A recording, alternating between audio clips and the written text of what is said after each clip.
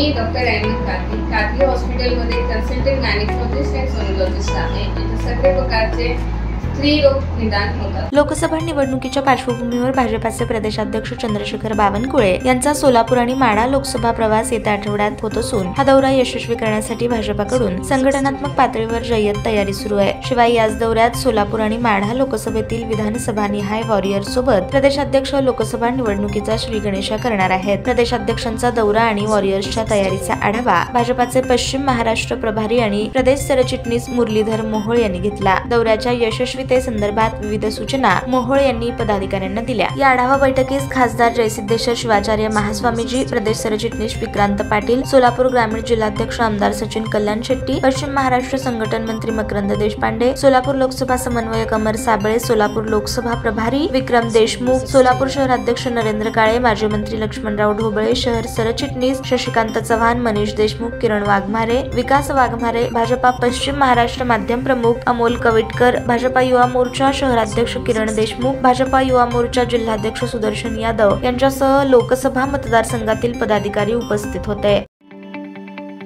ताज्या बातम्या पाहण्यासाठी प्राईम महाराष्ट्र न्यूज चॅनलला सबस्क्राईब करा.